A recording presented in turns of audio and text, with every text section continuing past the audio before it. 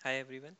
सो कभी ऐसा हुआ है कि आपने किसी भी डेटाबेस से जैसे रेडशिफ्ट से या स्नोफ्लेक से कभी भी आपने कोई भी क्वेरी रन करने की कोशिश करी है और उसने इतना टाइम लिया है लोड होने में कि काफ़ी ज़्यादा फ्रस्ट्रेशन हो जाती है। सो इस चीज़ को सॉल्व करने के लिए एक नया डेटाबेस सिस्टम हमारे पास आया है जो कि है click house.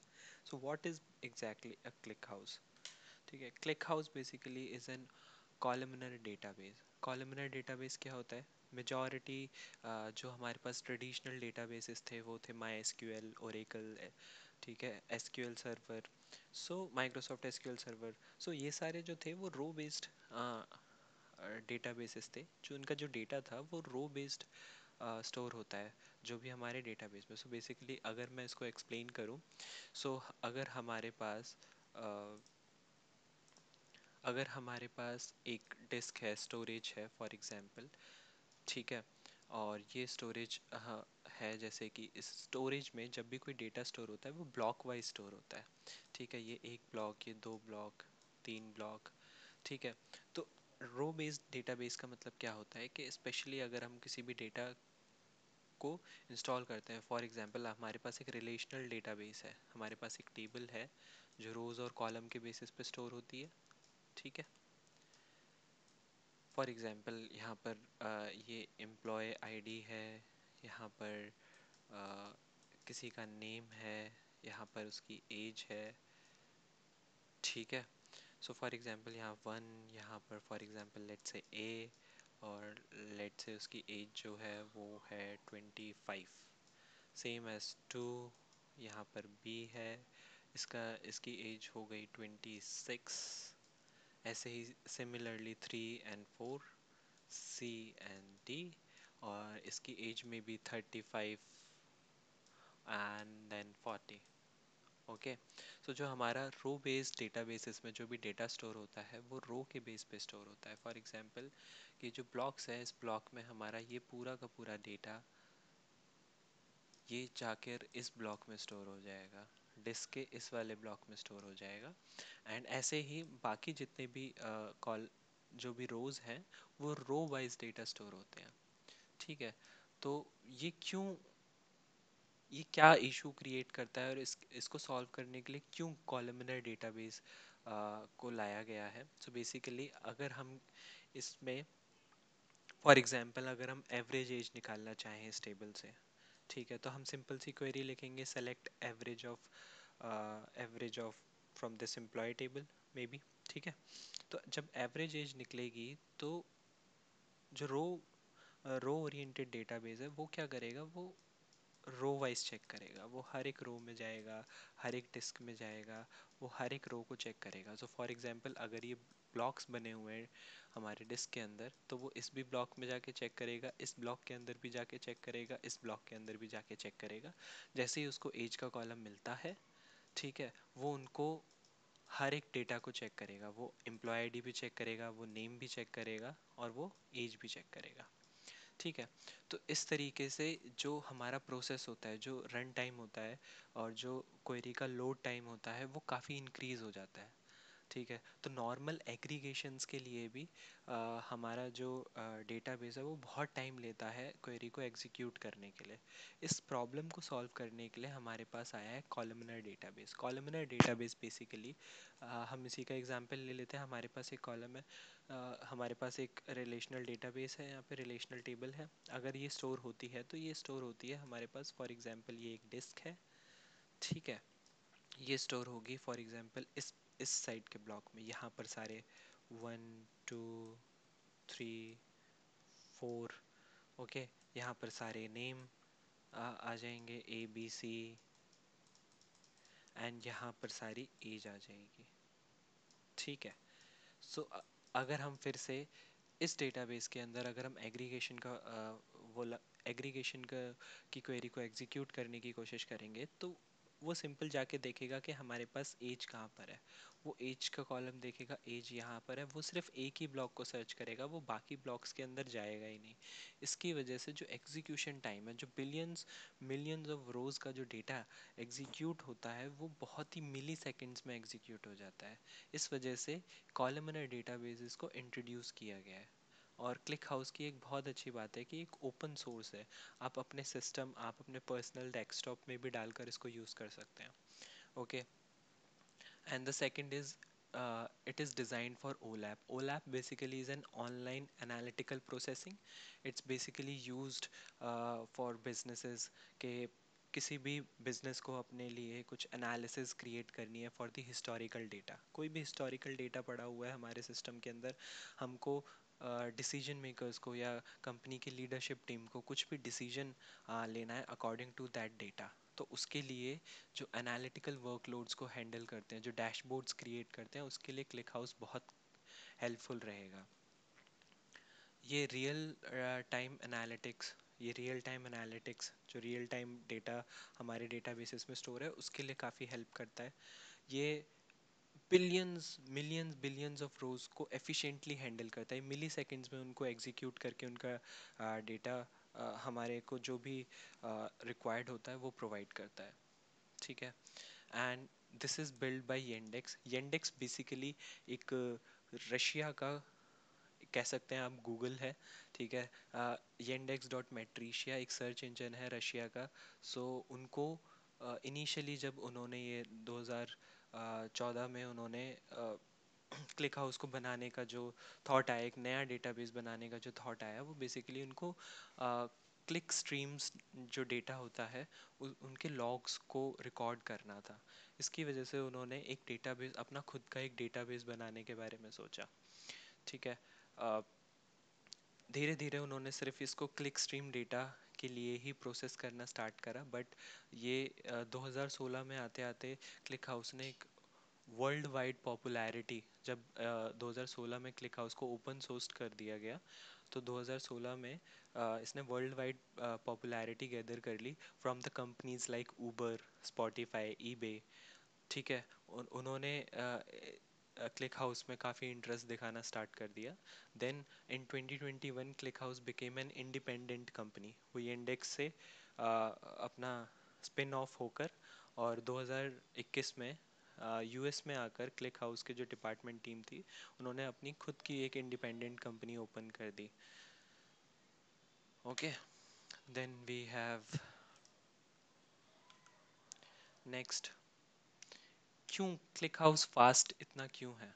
Click house fast basically ये कॉलमनर स्टोरेज है, जैसे कि मैंने अभी बताया, ये कॉलम यूज़ करता है। सो इसमें जो भी कॉलम्स हैं, जो भी एग्जीक्यूशन होता है क्वेरी का, वो कॉलम बेस्ड पे होता है। इसकी वजह से जो जो क्वेरी की एग्जीक्यूशन टाइम है वो मिली सेकेंड्स में बिलियंस ऑफ रोज को वो चेक कर लेता है, इसकी वजह से ये फास्ट है। Second is vectorised execution. So basically vectorised execution का मतलब क्या है? ये क्लिक हाउस की पूरी सीरीज मैं क्रिएट करने जा रहा हूँ, ये सारा एक एक टॉपिक मैं आगे आपको एक्सप्लेन करूँगा अपनी फर्दर वीडियोस में। But just for the overview मैं आपको बता देता हूँ कि वेक्टराइज्ड एग्जीक्यूशन का मतलब बेसिकली ये होता है कि ये जो डेटा है उसको बैचेस में प्रोसेस करता है। ठीक है, ये एक ग्रैनुअल क्रिएट करता है अपने डेटाबेस के साथ। फॉर एग्जांपल, अगर आपके पास crores of rows, millions of rows available हैं आपके डेटाबेस के अंदर, तो ये उसको 8192 ग्रैनुअल्स रोज में डिवाइड कर देता है और एक बार में सिर्फ उसको चेक करता है। मैं इसको आगे फर्दर वीडियोस में इसको और डिटेल में जाके एक्सप्लेन करूँगा, बट अभी के लिए इतना ही। बैचेस में चेक करता है, इसकी वजह से ही फास्ट है। ठीक है, देन कंप्रेशन।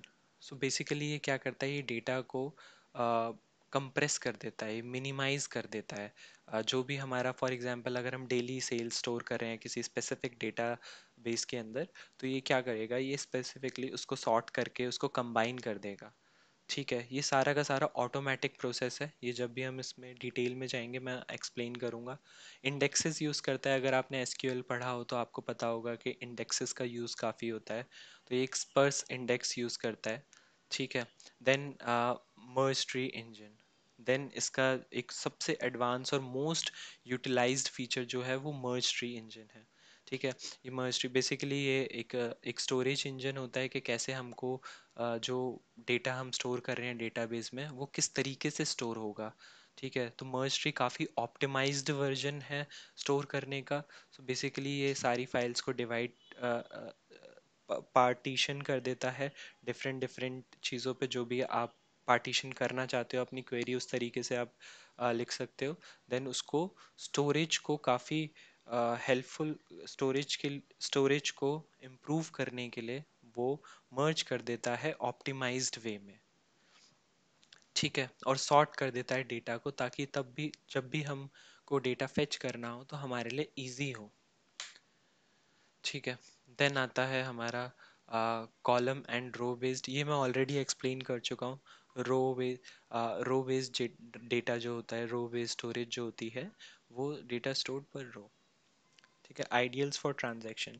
तो बेसिकली ये बैंकिंग सिस्टम्स जो होते हैं या आईआरसीटीसी जो होता है वो जनरली इसको ज़्यादा यूज़ करता है क्योंकि उनको पर रो वाइज डेटा को फेच करना होता है। ठीक है, ऐसे ही कॉलमनर कॉलमनर वो कॉलम वाइज डेटा स्टोर करता है। क्यों? एनालिटिक्स के लिए, क्योंकि जो भी एग्रीगेशंस अगर आपको लगाने हैं तो उसके लिए काफ़ी इजी, हेल्पफुल और बहुत फास्ट हो जाता है ये। ठीक है, देन ये बहुत इंपॉर्टेंट टॉपिक है, O L T P and OLAP. Majority जो ओ एल टी पी हैं ये फॉर रियल टाइम ट्रांजेक्शन्स, ये my S Q L, S Q L server, post S Q L, ठीक है, ओरेकल, डी बी टू, ये सारे जो भी डेटा बेसिस हैं ये सारे O L T P based databases हैं। ठीक है, ये रो बेस्ड सारे के सारे डेटा बेसिस होते हैं। ये बेसिकली स्मॉल रीड्स राइट्स में काम आते हैं। ठीक है, रियल टाइम ट्रांजेक्शन, और ये बेसिकली यूज़र यूज़र इंटरफेस्ड इनका मैक्सिमम मेजॉरिटी ऑफ सिस्टम बनता है। ठीक है, जनरली ये बैंकिंग्स में भी यूज़ होते हैं। आईआरसीटीसीज़ की एप्लीकेशंस आपने देखे उसमें यूज़ होता है ये। बेसिकली जो यूज़र बेस्ड डेटा होता है ये उसको शोकेस करता है, इसकी वजह से ये यूज़ किया जाता है। इसमें कहीं पर भी ये नहीं है कि O L T P better है कि ओलैप बेटर है, दोनों के अपने अपने यूजेज हैं। ठीक है, ये अकॉर्डिंग टू बिजनेस यूज़ इसको डिफरेंशिएट किया जाता है। ठीक है, तो ओलैप जैसे कि क्लिक हाउस हो गया, आपका रेड शिफ्ट हो गया, आपका स्नोफ्लेक हो गया, ये सारे जो भी डेटाबेसेस हैं ये सारे के सारे आपके ओलैप ओरिएंटेड डेटाबेस हैं। ये जनरली बिजनेस यूज़ करते हैं for their analytical purposes, for decision making. Okay, then आपका आता है एनालिटिकल क्वेरीज। ठीक है, एनालिटिकल जो भी आपको बिजनेस के लिए डिसीजंस लेने होते हैं उसके लिए आपको एनालिसिस करनी पड़ती है, आपका जो भी हिस्टोरिकल डेटा आपके पास है उसके लिए। ठीक है, देन बिलियंस ऑफ डेटा को स्कैन करता है। अगेन भाई कॉलम ओरिएंटेड है सेम, एंड डैशबोर्ड्स के लिए काफ़ी हेल्पफुल रहता है ताकि जो भी कंपनीज की जो लीडरशिप टीम है, जो डिसीजन मेकर्स हैं, वो कंपनी के लिए फ्यूचर के लिए एक डिसीजन ले सकें। ओके, देन आता है हमारा मर्ज ट्री इंजन। मर्ज ट्री इंजन बेसिकली क्या होता है? मर्ज ट्री इंजन इसमें ये बाकी डेटाबेसेस से काफ़ी डिफरेंट है। सो ये हम जब भी कोई टेबल क्रिएट करते हैं, कोई डेटाबेस क्रिएट करते हैं क्लिक हाउस के अंदर, तो हमको ये बताना पड़ता है there are three types of engines जो हम बताते हैं कि किस तरीके से डेटा स्टोर होता है। एक लॉग फैमिली का होता है, एक मर्ज ट्री फैमिली होती है, ठीक है, और एक इंटीग्रेशन फैमिली होती है। जो 90% ऑफ द टाइम जो क्लिक हाउस में यूज़ होता है वो मर्ज ट्री यूज़ होता है क्योंकि ये बहुत ज़्यादा ऑप्टिमाइज्ड और लाइक बहुत ज़्यादा यूज़र फ्रेंडली है। हम उसको अपने तरीके से डेटा को डिवाइड करके यूज़ कर सकते हैं। ठीक है, तो इसका जो ये कोर इंजन है क्लिक हाउस के अंदर, ठीक है, ये क्या करता है? ये ऑटोमेटिकली डेटा को पार्टीशन कर देता है। आप क्वेरी उस तरीके से एग्जीक्यूट करोगे कि ये उसको अपने तरीके से डेटा को पार्टीशन कर दे। ठीक है, उस डेटा को देन सॉर्ट कर दे। ये मल्टीपल फाइल्स में डेटा स्टोर करता है। फॉर एग्जांपल अगर हमारे पास यहाँ पर एक स्कीमा है, ठीक है, ये उसको स्टोर करेगा लाइक फाइल नंबर 1। ठीक है, फॉर एग्जांपल अगर हम डेली डेटा स्टोर कर रहे हैं, डेली सेल्स का डेटा स्टोर कर रहे हैं, ठीक है, तो ये फॉर एग्जांपल आ, ये मंथ का फर्स्ट तारीख, फॉर एग्जांपल नवंबर 1 का डेटा है, आज कितनी सेल्स हुई हैं सारा वो है।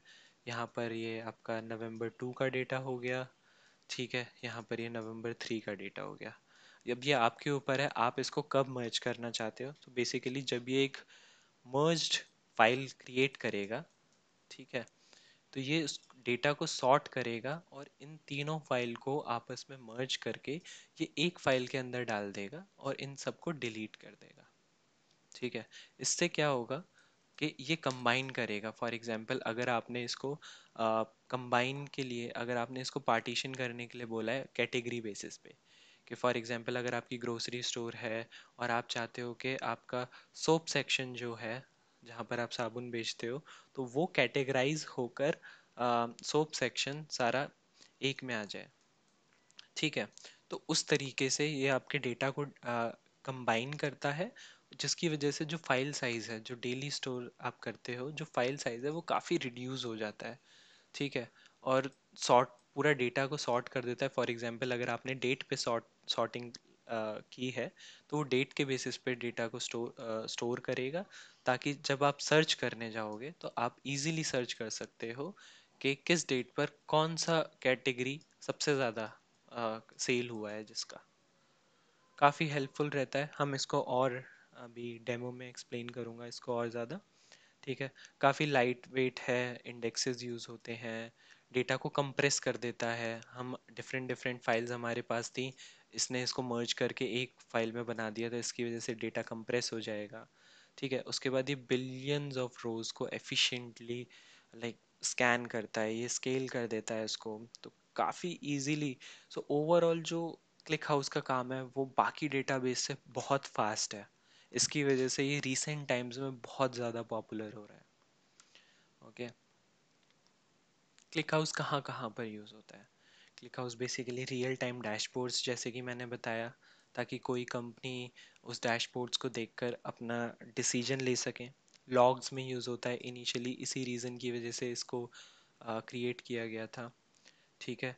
आपका product matrices and event tracking में यूज़ होता है, फ्रॉड डिटेक्शन में यूज़ होता है, आईओटीज़ में यूज़ होता है, ठीक है। और ये सारी जो बड़ी बड़ी कंपनीज हैं, ये आज भी एनालिटिकल पर्पस के लिए क्लिक हाउस को यूज़ कर रही हैं, ठीक है। एंड ये वाइडली जो क्लिक हाउस का जो ग्राफ है, मैं कहूँगा ये बढ़ता ही जा रहा है, ठीक है। तो इस वजह से इसका जो आगे आने वाले टाइम में इसकी यूजेज काफ़ी बढ़ जाएगी, ठीक है। देन हमारा इसका इकोसिस्टम, क्लिक हाउस का ecosystem basically open sourced version भी इसका अवेलेबल है। आप उसकी ऑफिशियल वेबसाइट पे जाके उसको डाउनलोड कर सकते हो, ठीक है। मैक, लाइनेक्स, मैक ओएस के लिए अवेलेबल है, लाइनेक्स के लिए अवेलेबल है। फॉर विंडोज़ आपको या तो डॉकर के थ्रू यूज़ करना पड़ेगा या फिर WSL के थ्रू आपको यूज़ करना पड़ेगा। विंडोज़ में डायरेक्टली इसका सॉफ्टवेयर अवेलेबल नहीं है, ठीक है। इसका क्लाउड वर्जन भी रिसेंटली क्लिक हाउस ने लॉन्च किया है, सो वो भी अवेलेबल है। ये पेड वर्जन है लेकिन ये ओपन सोर्स्ड है, ठीक है। इसका इंटीग्रेशन सबके साथ है, कैफका, स्पार्क, DBT, S3, इसका इंटीग्रेशन सबके साथ है, ठीक है। सो आप इसको इजीली यूज़ कर सकते हो, ठीक है। हम एक छोटा सा डेमो देख लेते हैं क्लिक हाउस कैसे काम करता है इस पे। ओके ओके, सो ये हमारे पास, मैंने ऑलरेडी ही क्लिक हाउस को अपने सिस्टम में इंस्टॉल करके रखा है, ठीक है। सो मैं नेक्स्ट वीडियो में आपको एक्सप्लेन करूँगा कि हम कैसे इसको अपने सिस्टम में इंस्टॉल कर सकते हैं, ठीक है। तो ये मैंने यहाँ पर एक टेबल ली है, फॉर एग्जांपल एक सेल्स टेबल ली है। इसको मैंने यहाँ पर एक कॉलम क्रिएट करा है आईडी, यहाँ पर अनसाइंड इंट दिया है। देन मैंने एक कॉलम क्रिएट करा है फॉर प्रोडक्ट, ठीक है। इसको मैंने स्ट्रिंग डेटा टाइप दिया है, then price, then sales time, ठीक है। यहाँ पर एक नई चीज़ आपको देखने के लिए मिलेगी जो बाकी आपको कहीं मिलती नहीं है, इंजन मर्ज ट्री। आप ये देखो, हम ऐसे जब भी हम कोई भी टेबल क्रिएट करते हैं, हम ऐसे इसको यहाँ पर देते हैं कि हमको कौन सी टेबल चाहिए, हम ये डेटा कैसे स्टोर होना है डेटाबेस के अंदर। तो इस तरीके से हम यहाँ पर इसको डेटा दे देंगे। मैं थोड़ा जूम कर देता हूँ, मे बी आपको दिख ना रहा हो।